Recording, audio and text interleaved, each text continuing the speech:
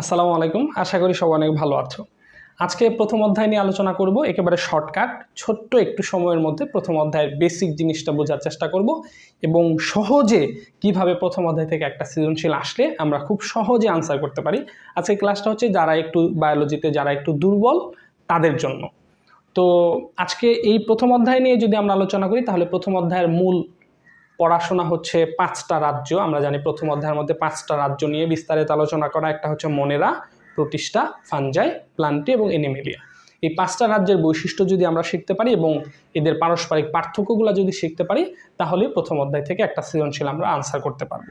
তো অনেকেই বলে হচ্ছে যে প্রথম অধ্যায় থেকে এটা ইম্পর্টেন্ট না, সৃজনশীল আসে না, তারা আসলে ভুল জানে বা তাদের আসলে বোর্ড কোশ্চেন সম্বন্ধে ধারণা নাই। তোমরা যদি গাইডগুলা খোলো বা প্রিভিয়াস ইয়ারের বোর্ড কোশ্চেনগুলো দেখো তাহলে দেখবা প্রথম অধ্যায় থেকে সবসময় একটা করে সৃজনশীল পরীক্ষার মধ্যে আসে। তো যেহেতু অধ্যায়টা একেবারে ছোট এবং সহজ, তাহলে এই অধ্যায় থেকে আমরা কেন আনসার করব না। তো প্রথম অধ্যায় থেকে মূল আলোচনা হচ্ছে 5টা রাজ্যের বৈশিষ্ট্য: মনেরা, প্রোটিস্টা, ফাঞ্জাই, প্লান্টি এবং এনিমেলিয়া।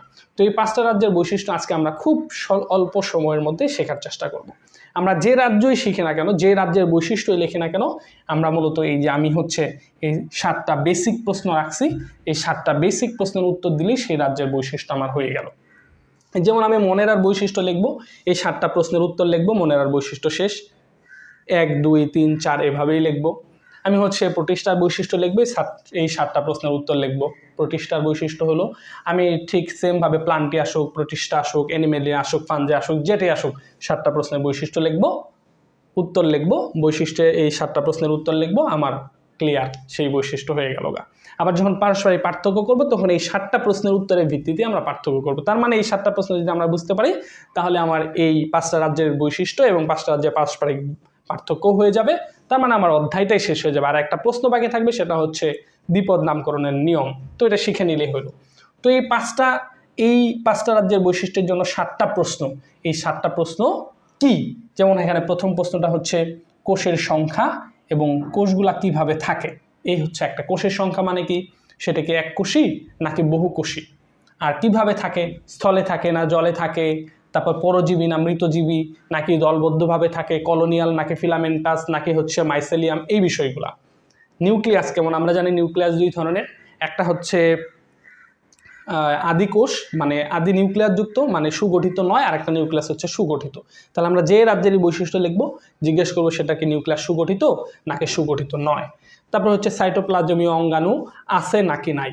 তো সাইটোপ্লাজমীয় অঙ্গাণু আমরা জানি প্লাস্টিড, মাইটোকন্ড্রিয়া, রাইবোজোম, গোলজি বস্তু, বিভিন্ন ধরনের সাইটোপ্লাজমীয় অঙ্গাণু আছে।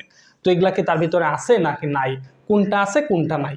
আচ্ছা, এরপর হলো এদের মধ্যে টিস্যুতন্ত্র আছে কিনা। তারপর হচ্ছে পঞ্চম প্রশ্নটা হচ্ছে কিভাবে এরা খাদ্য গ্রহণ করে। ষষ্ঠ প্রশ্ন হচ্ছে এরা কিভাবে বংশবৃদ্ধি করে। সপ্তম প্রশ্ন হচ্ছে এদের উদাহরণ কি।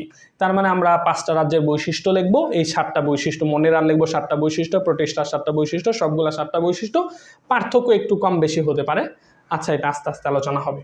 তার আগে হচ্ছে তোমাদের একটা বিষয় বলে রাখতেছি, তোমরা যারা হচ্ছে এসএসসি পরীক্ষার্থী আছো তোমাদের জন্য সহজ বায়োলজি 9ম-10ম শ্রেণীর এই বইটা তোমরা সংগ্রহ করতে পারো মাত্র 250 টাকা, আমাকে হোয়াটসঅ্যাপ করে সংগ্রহ করতে পারো।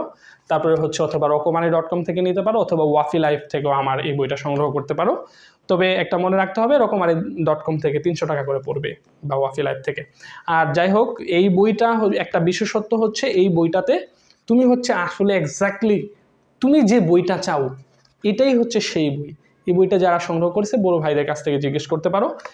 এই ছোট্ট একটা বই, 224 পৃষ্ঠার ছোট্ট একটা বই, আমি কথা দিয়ে রাখতেছি, এর আগে যারা এই বই পড়ছে এবং এখন যারা পড়তেছে, সামনে যারা পড়বে, তোমরা যেভাবে এসএসসি পরীক্ষা দাও এই বই থেকে 100% প্রশ্ন কমন আসবে। এবং হচ্ছে এটা এইভাবেই সাজানো আছে এবং এই প্রশ্নগুলার সঠিক সহজ সুন্দর উত্তর দেওয়া আছে। এক্স্যাক্টলি তুমি যে বইটা চাচ্ছ এটাই হলো সেই বই, দ্রুত বইটা সংগ্রহ করতে পারো। ওকে, এরপর হচ্ছে তাহলে আমরা যেমন ধরো এখন আমরা আসবো মনেরার বৈশিষ্ট্য লিখবো। মনেরার বৈশিষ্ট্য কিভাবে লিখবো? তো 1 নম্বর বৈশিষ্ট্য কোষের সংখ্যা। মনেরা কি এককোষী না বহুকোষী? মনেরা হচ্ছে এককোষী এবং কোষগুলো কিভাবে থাকে, একটার পরে একটা সজ্জিত হয়ে ফিলামেন্টাস তৈরি করে কলোনিয়াল দলবদ্ধভাবে থাকে। তার মানে তাসবির মধ্যে পুঁতিগুলো একটার সাথে একটা যুক্ত হয়ে লম্বা চেইন হয়েছে। এই চেইন আকারে এরা একটা মনেরা মানে একটা ব্যাকটেরিয়া আর একটা ব্যাকটেরিয়া যুক্ত হয়ে দলবদ্ধভাবে থাকে। তাহলে হচ্ছে এদের কোষের সংখ্যা, এরা হচ্ছে এককোষী, এরা হচ্ছে ফিলামেন্টাস এবং কলোনিয়াল মানে দলবদ্ধভাবে থাকে। নিউক্লিয়াস কেমন, মনেরার নিউক্লিয়াস কেমন, মনেরার নিউক্লিয়াস আমরা জানি মনেরা হচ্ছে আদিকোষী মানে নিউক্লিয়াস সুগঠিত নয়। মনেরার তাহলে দুই নাম্বারে আমরা লিখবো হচ্ছে মনেরার নিউক্লিয়াস সুগঠিত নয়। এরপর হচ্ছে সাইটোপ্লাজমীয় অঙ্গাণু, আমরা জানি মনেরা হচ্ছে আদিকোষী, তার মানে এদের সাইটোপ্লাজমীয় অঙ্গাণু আছে, প্লাস্টিড, মাইটোকন্ড্রিয়া, গলজি বস্তু, এগুলা কোনো উপাদান এদের মধ্যে থাকে না। তাহলে কি থাকে এদের মধ্যে, শুধু রাইবোজোম থাকে।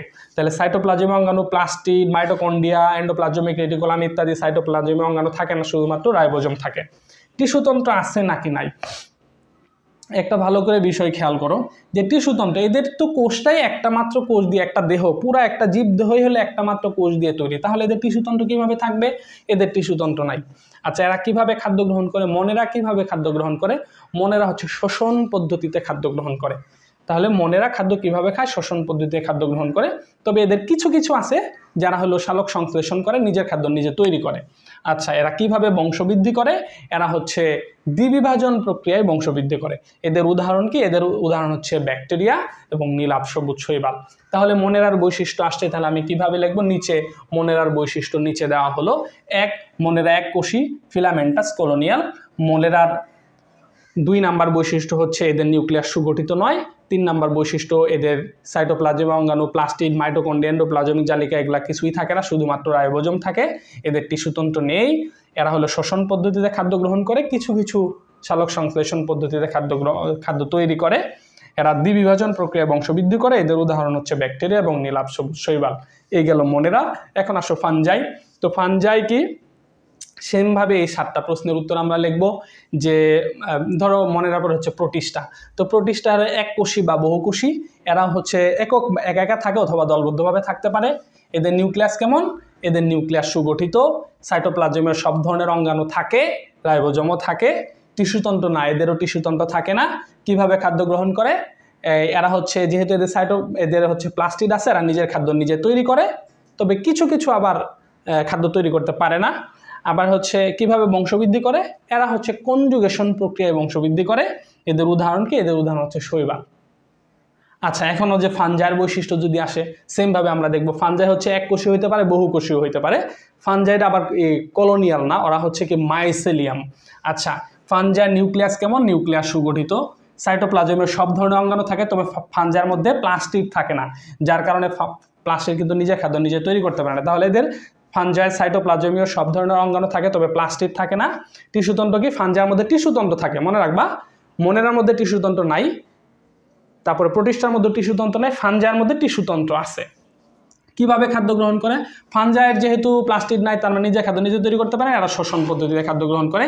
কিভাবে বংশবৃদ্ধি করে, ফানজাই হচ্ছে হ্যাপ্লয়েড স্পোরের মাধ্যমে বংশবৃদ্ধি করে। উদাহরণ কি, ছত্রাক, পেনিসিলিয়াম যেগুলো আছে। তাহলে ফানজাইয়ের বৈশিষ্ট্য হচ্ছে সেমভাবে আমি যদি প্লান্টির বৈশিষ্ট্য লিখি, প্লান্টির কোষের সংখ্যা কি, প্লান্টি হচ্ছে বহুকোষী।